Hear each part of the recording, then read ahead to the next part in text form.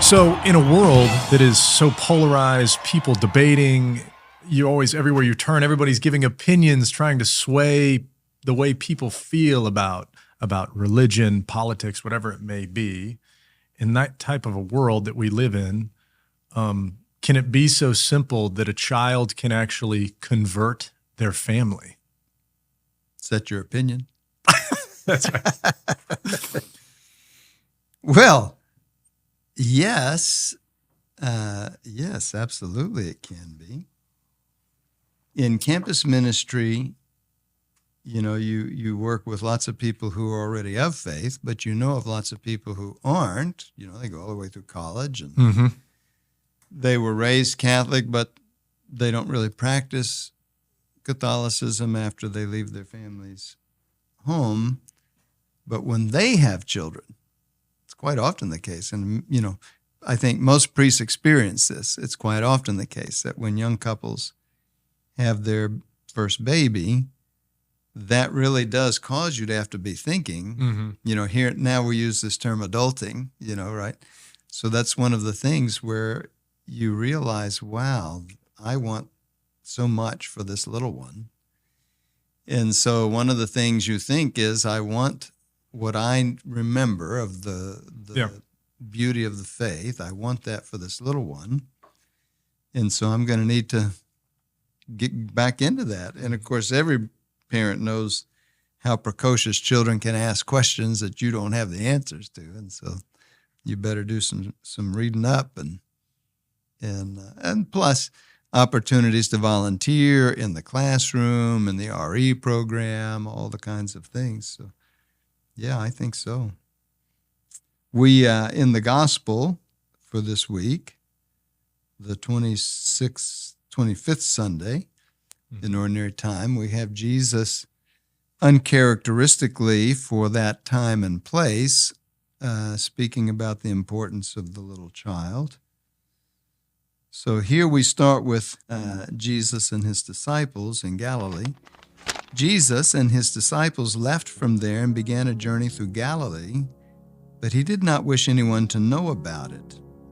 He was teaching his disciples and telling them, "The Son of Man is to be handed over to men, and they will kill him, and 3 days after his death, the Son of Man will rise." But they did not understand the saying, and they were afraid to question him. They came to Capernaum, and once inside the house, he began to ask them, "What were you arguing about on the way?" But they remained silent. They had been discussing among themselves on the way who was the greatest. Then he sat down, called the 12, and said to them, "If anyone wishes to be first, he shall be the last of all and the servant of all." Taking a child, he placed it in their midst, and putting his arms around it, he said to them, "Whoever receives one child such as this in my name receives me, and whoever receives me receives not me, but the one who sent me." Thus far, the Gospel of Mark. This passage often makes me laugh because if we're honest, it's so easy to see ourselves in it. It's just so funny that he would be explaining this most profound and emotionally wrenching truth to them. Do you realize that I'm going to be killed this way? And they, as much as to say, yeah, that's too bad. Listen, about my place at your right hand. It's almost like that. And we can do that. The irony. We can just be so dense and so blind to the way that we sometimes act. But he explains this teaching to them. Now, there's a couple of ways we might think about their fear to question him. One is there could be a natural fear that they're going to be embarrassed, the fear of the student who's afraid to ask a stupid question. But the other one is the fear that they won't like what he says. Mm-hmm. If this is what's going to happen to him, what's going to happen to them? They would already be able to reason past, oh, wait a minute, what's going to happen to us? So it may have been that. We certainly can sometimes do that as well. We want things to go the way we want them to go, and we don't want to entertain the possibility that God sees something different than what we see. And what God sees may entail some suffering that leads to something that God wants for us. And we don't want to deal with the suffering. I'm continuing reading the book that I've been reading. It's titled "Dying We Live," and it's the last letters and written testimonies of Nazi victims of the Nazi purges in Germany. Mm. And most of them are pastors, Protestant pastors and some Catholic priests. Some are just ordinary men and women working. Some of them are children writing back to their parents. And often these letters are right up to the hour or so before they're killed. And it's just so powerful. And they have, so many of them have this sort of surprised sense. You know, they're just ordinary people. They did not expect that they would be called on to do something heroic, like be a martyr. And so they're just so surprised that this is happening, and yet they realize God is working in this. These people are going to kill me in a few days, and I'm writing this letter back to my wife and children to explain to them why we must go through this. And they're getting it, that God is going to use this somehow. As far as they knew at that time, the Nazis were going to win. Right. The whole world was going to be overtaken by this Nazism, this ideology. So it wasn't because they knew that we're going to bring about the end of Nazism, but just that they knew that God was going to use this somehow. So it's just really powerful. But we see some of that here. They had the opportunity, the disciples, to do that, but they weren't ready. They weren't ready for that yet. So then he's casting about Jesus. How can I help them to understand what their life is going to be for when I'm gone? And here's the way: to take a little child who in that time and place would have been considered not useless, but very unimportant, out of sight, out of mind, but to put him front and center. Whoever receives one such as this receives me. So you have to bow yourself and place yourself even below this child. Yeah, because I think the image of the child, once again, this is the image of the most helpless and weak. It probably is a better image, but if I was to come up with the most helpless and weakest person or being who has the most value, it would be that of a small child. I'm assuming he's taking a baby, because it says taking a child and placing it in their midst. I don't know that you can take, to me, this sounds like a toddler. Oh, really? But okay. Just because he places his arms around it. Yeah. But certainly I would agree with you that when one sees a little baby, you're looking at, helplessness. Completely helpless. Defined, yeah. And just, flipping and flopping and, so reliant. This line that kind of stuck with me when you read through this, was, if anyone wishes to be first, he shall be the last of all and the servant of all. Mm-hmm. And so when they go directly from, sort of this discussing, who was going to be the greatest, it's like he goes into this reflection of, this is the whole deal, is this sort of message of humility, of servant leadership, of, and then serving the weakest among them all. So it is amazing to think about the initial question of children, converting their family, and the impact of somebody who maybe is seen as weak or young or, sort of less than, if you will, or not as smart or not as mature. But we have saints. We have saints that have literally converted people. I know from my experience, my lived experience, I had the opportunity years ago to serve at a camp called Camp Tecawitha in the Archdiocese of Kansas City, Kansas, at a property in Williamsburg, Kansas, probably about 2.5 to 3 hours north of where we sit today, as the crow flies. And just witnessing children come to camp, learn how to pray, have Bible study, go to adoration, go to daily mass, go to confession, reflect deeply about their faith life, and then come home and share with their family. And then families literally going through RCIA together. I know of families who have been involved in RE or early childhood education centers at some parishes who have literally brought their families into RCIA because they're coming home and telling them about the joy of Jesus. Yeah. And the joy that it's had and the joy that Jesus has brought them in their lives as sometimes a 4-year-old. Causing their parents to say, we should probably figure this faith question out, or at least discern what this is, and then coming to OCIA and sort of unraveling that. And so I've witnessed that in my own life in multiple capacities. So, yeah, I suspect it's very common that people who, are sometimes described as nuns, some people who are described as nuns have positively left the church in anger over some issue, and they have an angry sense of why they're not in the church. And sometimes it's justified because the church or people in the church have treated them poorly.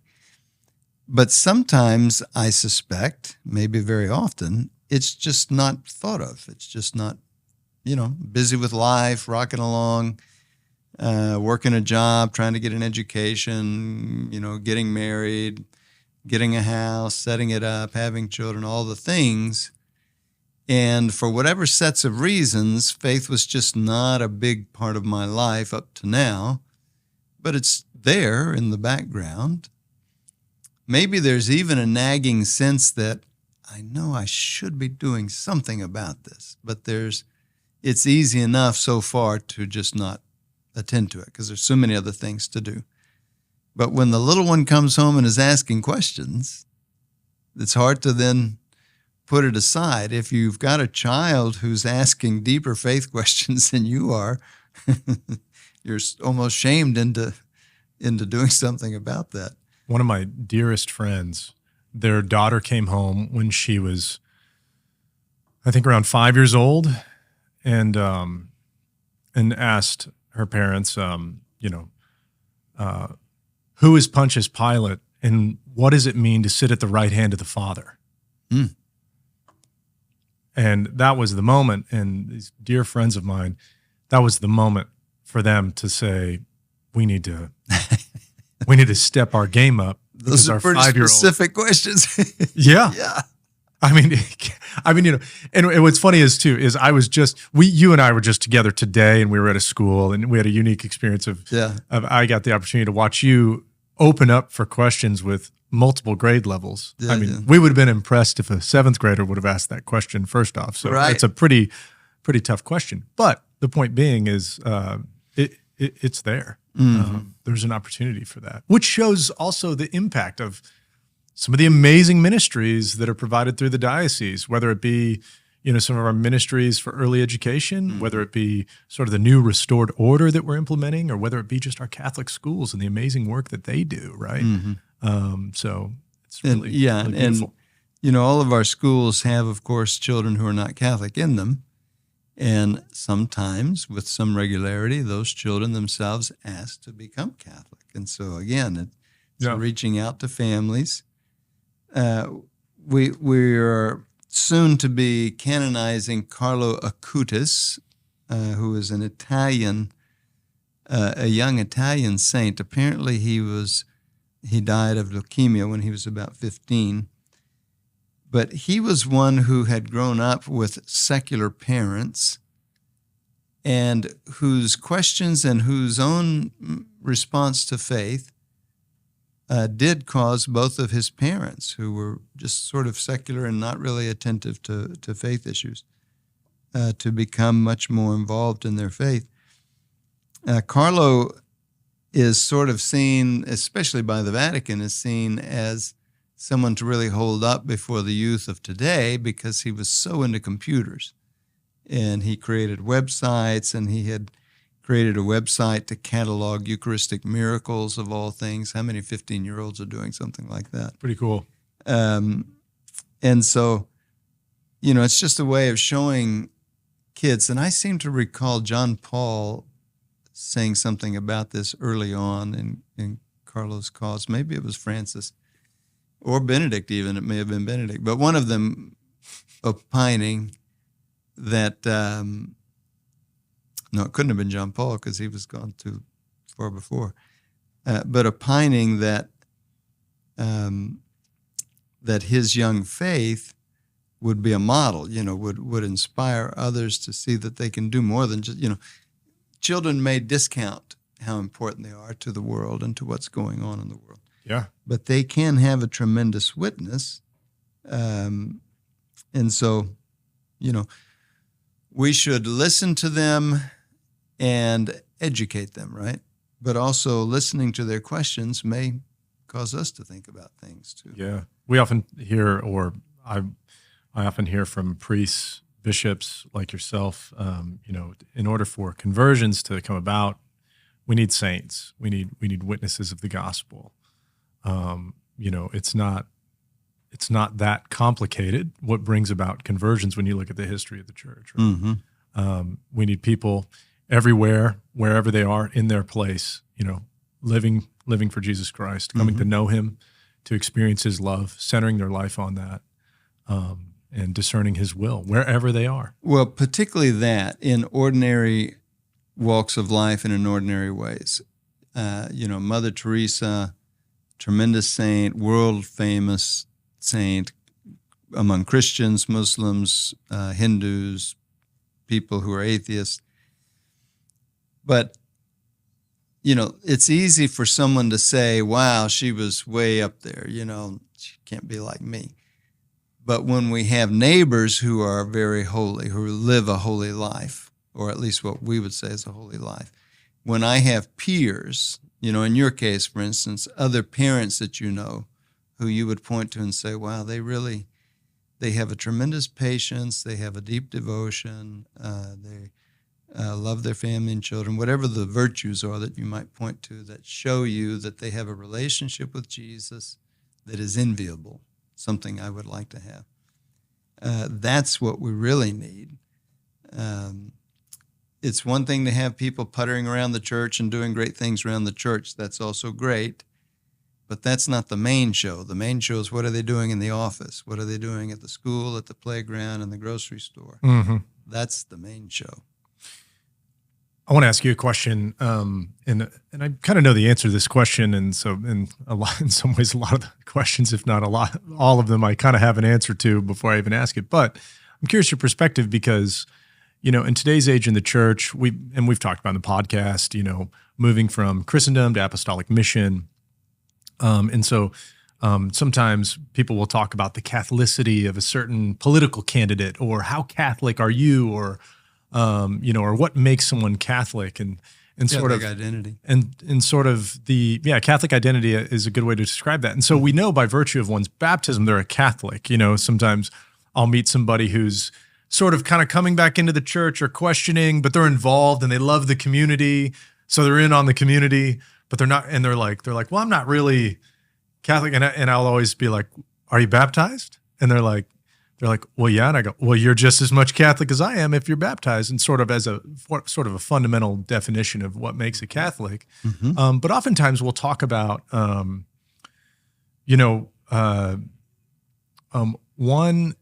can be Catholic but not maybe have that encounter with Jesus Christ. Mm-hmm.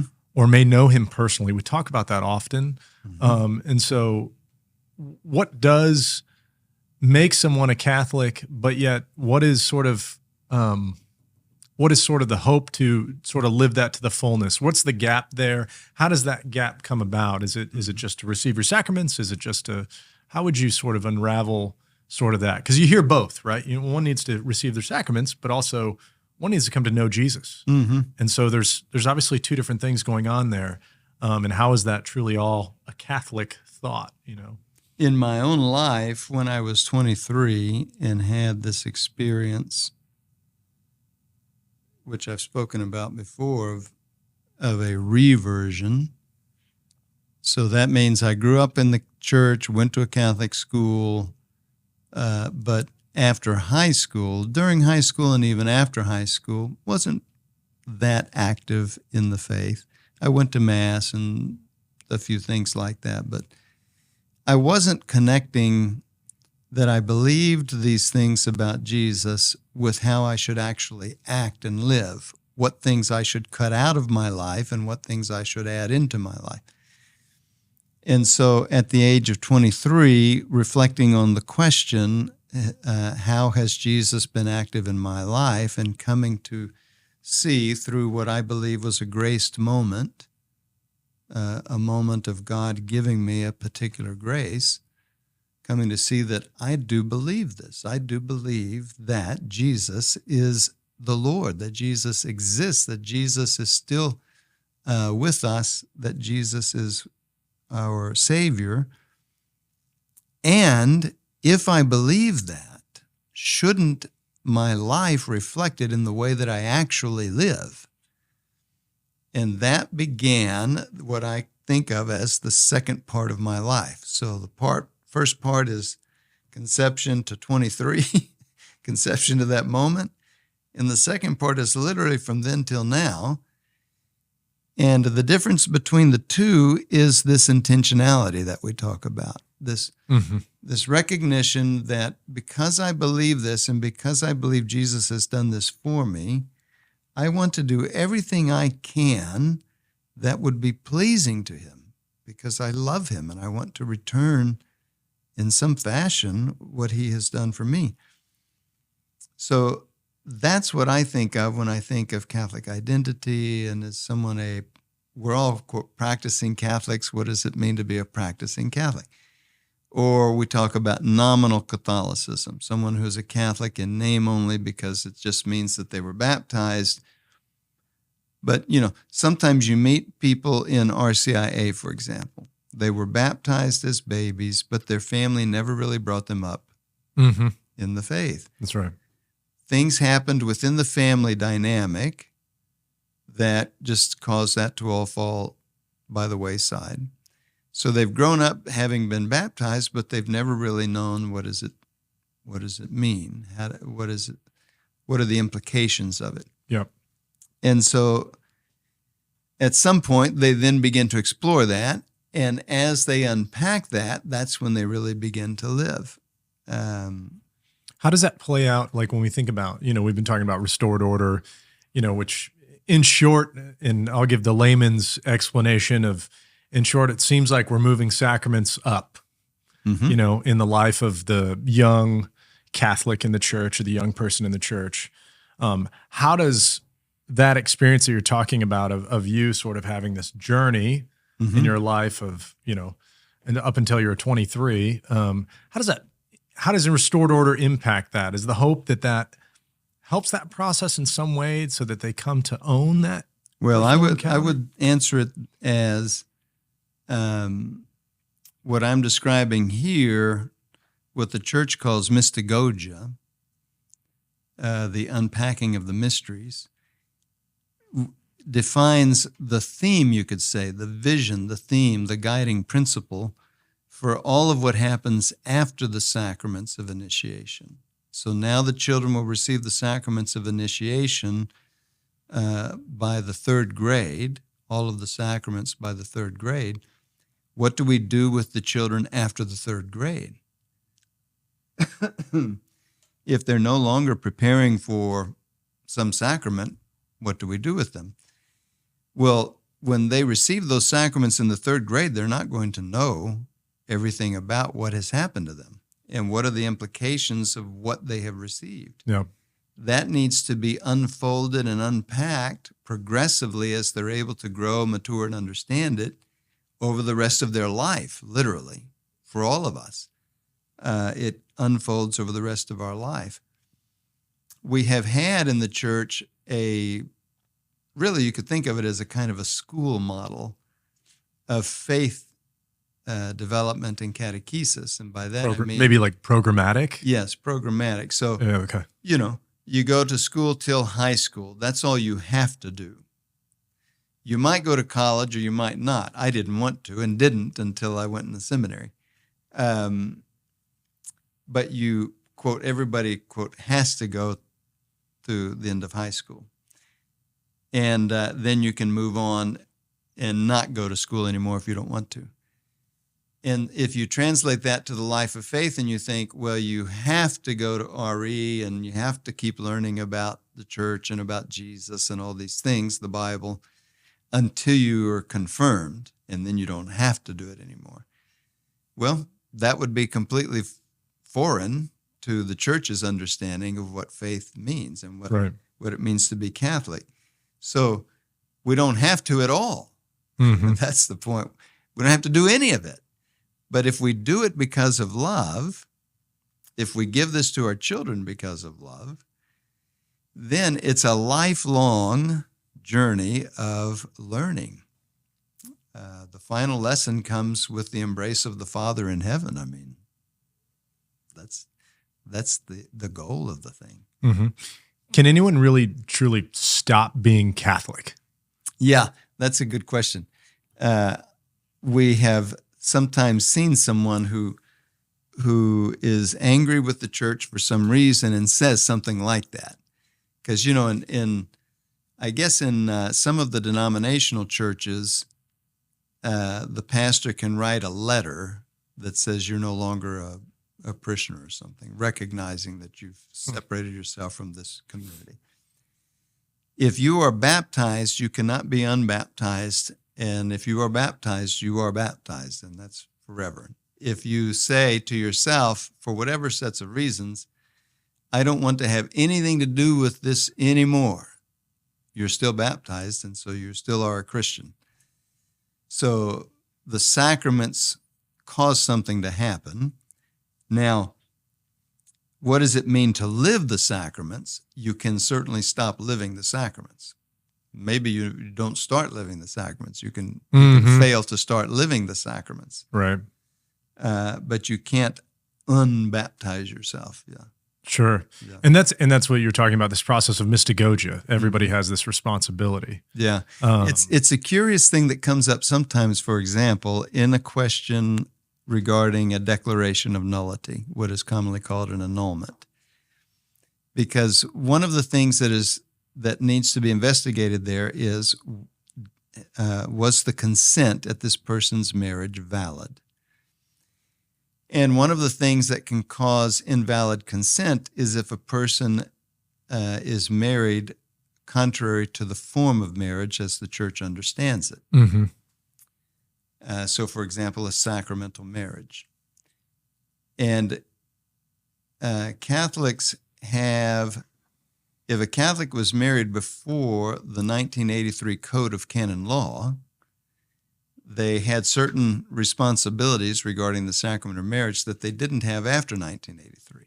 Oh. In terms of consent, because the law regarding marriage changed in that.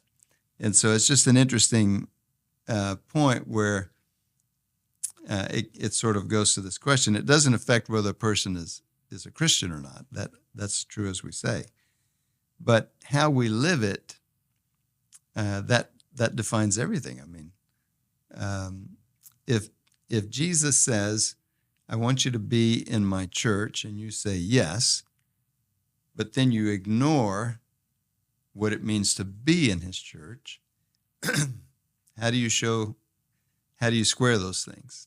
If you say, yes, I want to be in your church, then that means I live the life that's in your church. Mm-hmm. And that's why it's so mesmerizing, right? When we learn new nuggets and information about the faith, or you go to hear a talk by Carlo Broussard, or you go to a retreat, or to the Focus National Conference, or the Eucharistic Congress, that you just went to, and you hear a talk, and then some other thing is unraveled in the faith, or you start peeling back the onion that you haven't even touched yet in the faith, and you go, oh my gosh, I don't even know what this all is. And then it's this pursuit of, oh my gosh, I need to rediscover, what this is all about, but the hope is always that we're, in my experience, sort of uncovering what God's love really means for us, and sort of bringing our weakness to him. An example of the wide breadth of ways to do it.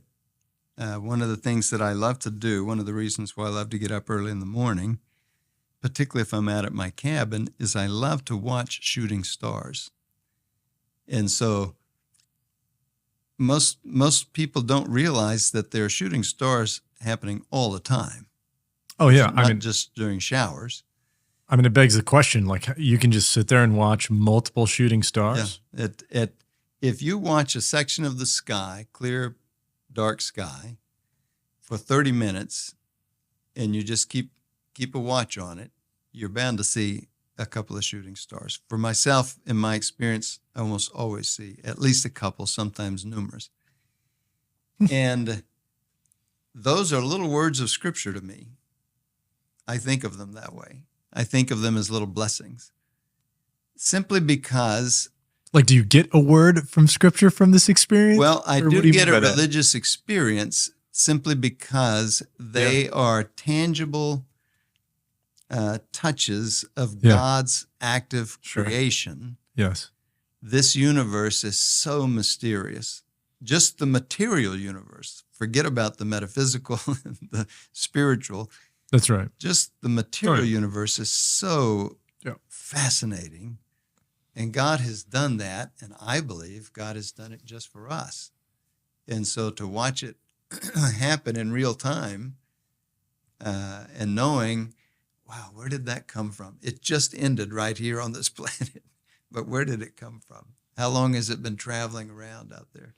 And your testimony of that is undeniable. And that's what's beautiful about that. I have had multiple experiences in my life where I know the hand of God has guided me, spoken to me, and you could not convince me otherwise that there is not a higher power involved in that experience. I've had multiple experiences, but there is a recognition of I was faithfully trying to discern what that was, and was open to it. Whether you would call that a period of grace, whether you would call that just an openness, whatever it may be, I think that there's a lot to that. But your testimony of that is what's amazing. And so somebody may be out there, and they may be an astrologist for all we know, and they may see shooting stars and say, "Yeah, I don't experience them that way," and that's okay, right? And that's okay, They may say, it's. That's just, gas, and we'll explain the scientific evidence for what's actually going on there and say, that's all that is, Bishop. That's not, whereas I've, and the most obvious example that I've shared here, which is just watching the birth of my children. Just watching the birth of a child is like, the first time you would just go, what? It's amazing. And someone, you may talk to, an OBGYN who watches that happen, 200 to 300 times a year, and who may be, not a theist or may, whatever it may be, may sit there and say, well, it's not necessarily a miracle, it's biology, and it's this, that, and the other. And so, but you cannot deny one's experience and one's own testimony of the beauty of God's interaction in their life. It's amazing. It's amazing. God-centered reality. Well, that's that childlike. I think this is simply true, that one of the things that children have in abundance is whimsy. They're able to just see life in a whimsical fashion. And to not lose that, when we become adults, we should not lose our ability to appreciate beauty, to appreciate poetry, to appreciate amazing things, even small little things, Yeah. shooting stars or strange insects or whatever it is, to have that ability to experience the whimsical things that happen in life as being little brushes with the divine. Well, why do you think that happens? Because,